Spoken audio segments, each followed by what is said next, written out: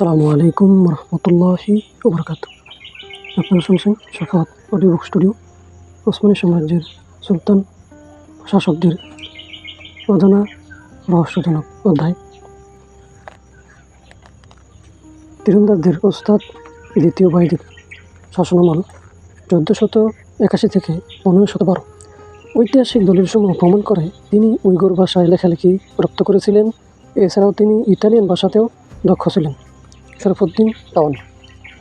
যদিও সুলতান মোহাম্মদ খান আল ফাতিহ তার কৃতিত্বে ওসমানী সাম্রাজ্যকে দুডানায় ভর করে এশিয়া ও ইউরোপে উড়িয়ে এনে থাকেন, তাহলে বলতে হয় তার পুত্র দ্বিতীয় বায়জিদ সেখানে সাম্রাজ্যকে দুপায়ে ভর করে দাঁড় করিয়েছিলেন।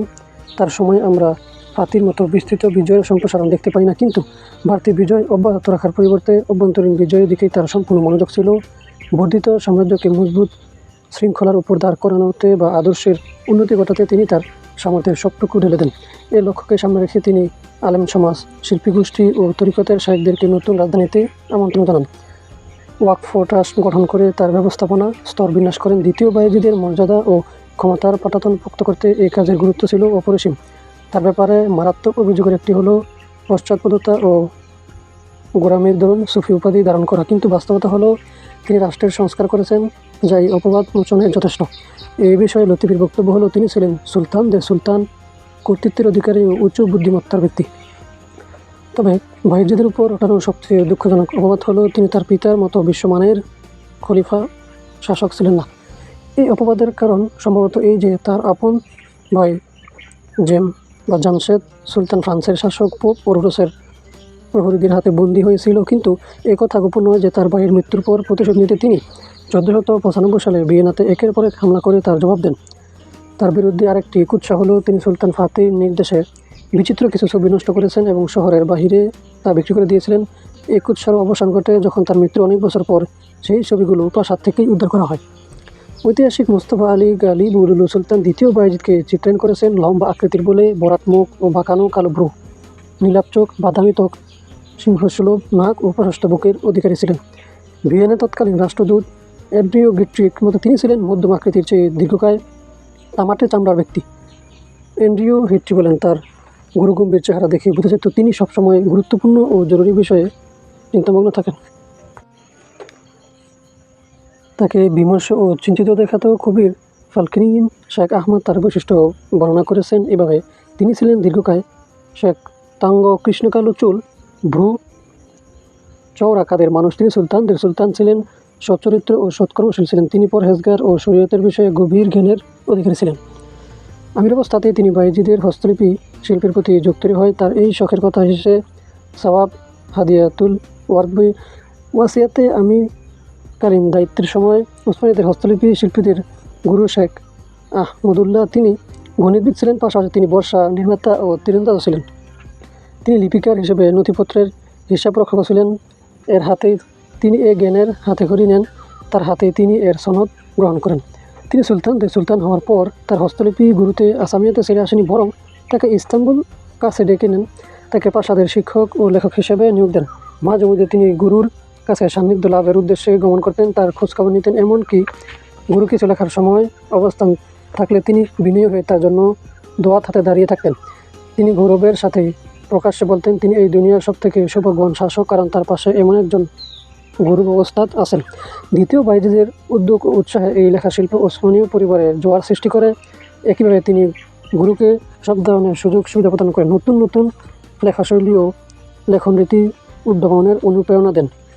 ইতিহাস থেকে জানা যায় দৈনন্দিন পাঠদানের পাশাপাশি উস্কুডুর অন্তর্গত সার গাজীর 2টি গ্রামেও শিক্ষাদানের ব্যবস্থা করেন।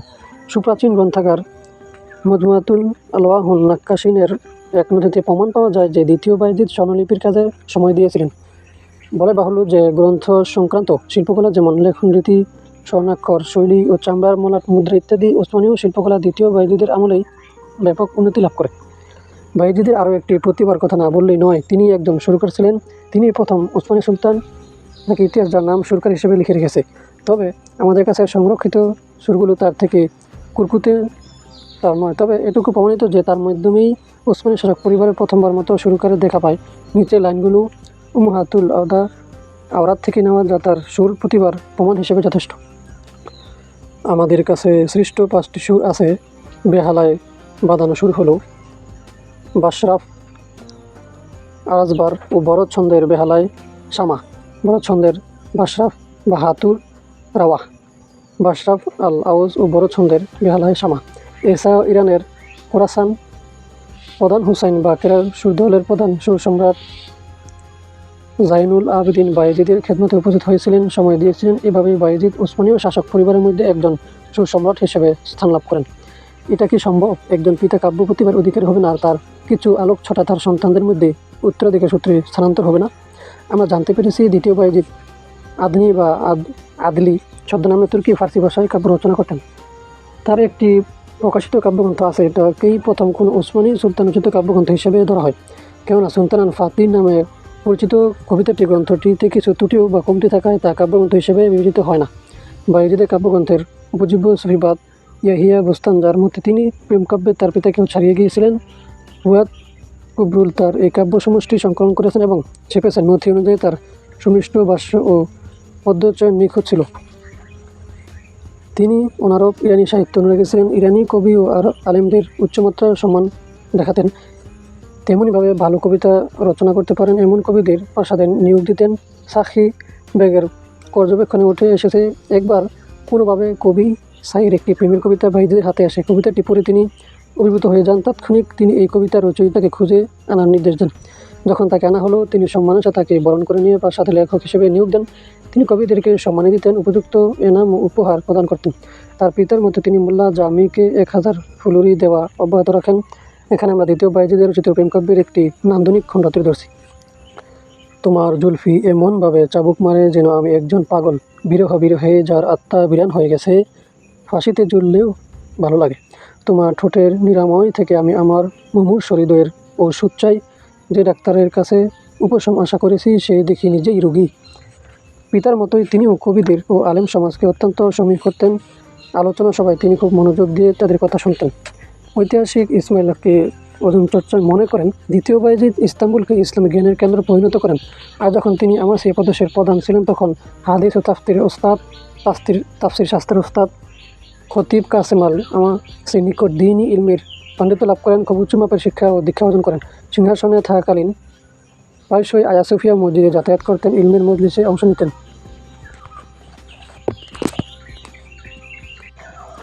উচ্চ মাপের শিক্ষা অর্জন করেন। সিংহাসনে থাকাকালীন প্রায়শই আয়া সুফিয়া মসজিদে যাতায়াত করতেন, ইলমের মজলিসে অংশ নিতেন। তাফসিরের বিখ্যাত ইমাম নিকসারির খুতবা শুনতেন মনোযোগ দিয়ে। দ্বিতীয় বায়েজিদকে ওসমানীয় ইতিহাসের জনক ধরা হয়। ওসমানীয় সাম্রাজ্যের প্রায় 1.5 শতাব্দীর ইতিহাসে যে বা যতটুকু আমরা এখন জানি, এর সবটুকুই তার সময়ে লিপিবদ্ধ ইতিহাস গ্রন্থের উপর নির্ভরশীল, ইউরোপিয়ানদের লেখক বাদে। বস্তুত এটা এমন এক অসাধারণ অবদান যার ফল আমরা আজকের দিন পর্যন্ত পেয়ে যাচ্ছি। সুলতান দ্বিতীয় বায়েজিদের যে আরেকটি প্রতিভার কথা যোগ করা যেতে পারে তা হচ্ছে, তিনি নিখুঁতভাবে পড়তে পারতেন। তার সময়ে যে পুস্তকই রাখা হতো না কেন, তিনি তা পরিপূর্ণ পারঙ্গমতার সাথে পাঠ উদ্ধার করতে পারতেন। এই পদ্ধতিকেই তিনি তার সন্তানদের শিক্ষা দিয়েছিলেন। আমির কুরকুতকে তিনি একজন বিজ্ঞ প্রকৃত আলেম হিসেবে গড়ে তুলেছিলেন। পরিলক্ষিত হয় তার অন্য সন্তান আহমাদ আরবি ভাষা ও রাজনীতিতে এতটাই দক্ষ হয়েছেন যে তিনি রাজনীতির উপর আরবিতেই আত্মকিতাব লিখে ফেলছিলেন। এই বিষয়ে প্রায় সকলে ঐক্যমত আছে যে দ্বিতীয় বায়েজিদ সমস্ত ওসমানী সুলতানদের মধ্যে সবচেয়ে বেশি পরহেজগার ছিলেন। বহু সূত্রমতে তিনি কখনো ইবাদত করতে গাফলতি করতেন না। তিনি ছিলেন সর্বাধিক দান সদকা প্রদানকারী সুলতান। তার উদ্যোগে নিয়মিত বায়েজিদ জামে মসজিদ উদ্বোধনকালে তিনি ঘোষণা দিয়েছিলেন, এমন কাউকে দিয়ে মসজিদ খোলা হবে এবং প্রথম নামাজের ইমামতি করানো হবে যার জীবনে কখনো সুন্নত নামাজও কাদা হয়নি। যখন এমন কাউকে পাওয়া গেল না, তখন তিনি এগিয়ে এলেন, জানালেন বাল্যকাল থেকে তিনি তার কখনোই সুন্নত নামাজ বাদ দেয়নি। অতঃপর তিনি নিজেই মসজিদে খুললেন। ধারণা করা হয় তিনি দ্বীনি তরিকতের মার্কাজ খানকাগুলো ইস্তাম্বুলে একত্রিত করার উদ্যোগ নেওয়ার কারণে তার নামের সাথে সুফি উপাধি সেটি দেওয়া হয়েছে।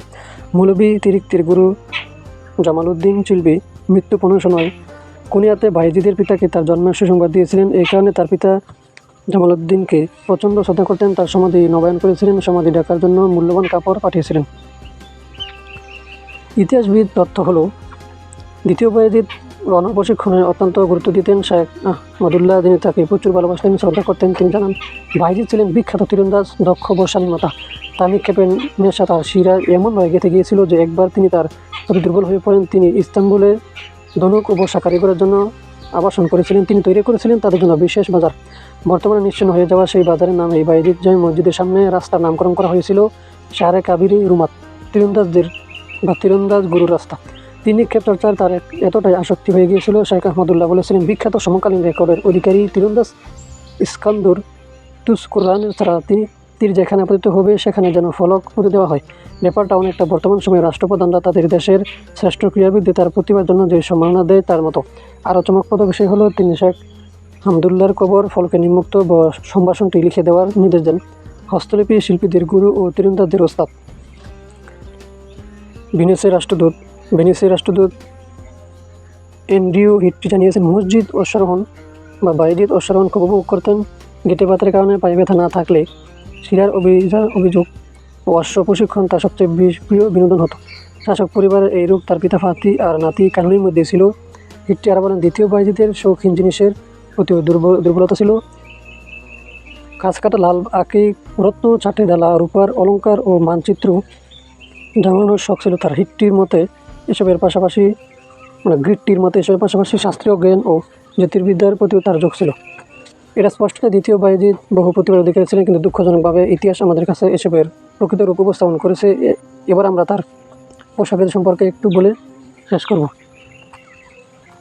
দ্বিতীয় বাইজিদের প্রথাগত পোশাক তার পিতা আল ফাতি অনুরূপ ছিল, কিন্তু ব্যক্তিগত জীবনে তার পোশাক ছিল একদম দিনদার মানুষের মতো, কারণ তিনি ফকির ও দিনদারকে ভালোবাসতেন। এ থেকে বোঝা যায় সুলতান দ্বিতীয় বাইজিদের পোশাক খুবই সাদামাটা ছিল। আমরা দেখতে পাই এই সাদাসিধে জীবনাচার তার সন্তান সেলিম জব্বরের মধ্যেও প্রবাহিত হয়। এই অনাদিকাল থেকে রাষ্ট্র আমাদের অধিকার। 1482 সনের 17 জুন তার আপন ভাই জেমস সুলতান প্রাসাদ থেকে বুকে চাপা কষ্ট প্রকাশ করে একটি প্রমুক্তিলিপি পাঠান। কেন তুমি গোলাপের বিলাসিতায় ডুবে পরিবার নিয়ে ঘুমাও আর আমি মাটিতে শোচনীয় পরিস্থিতির সাথে ঘুমাই? দ্বিতীয় বাইজিদ তার ভাইকে পদ্মের বারুদ দিয়ে এর উত্তর দিলেন, রাজ্য ক্ষমতা আমার ভাগ্যে লিখন। কেন তুমি তকদিরের কাছে নত হচ্ছ না? তুমি তো হারামাইনের হাজি উপাধি করেই অর্জন। কেন তবে পার্থিব ক্ষমতার করছো না বাসনা? দুই সহোদরের এরূপ কাব্য চলাচলই রাজকীয় পরিবারের সদস্যের মধ্যে তরবারির জোরের পাশাপাশি কলমের জোরের উদাহরণ হয়ে থাকবে।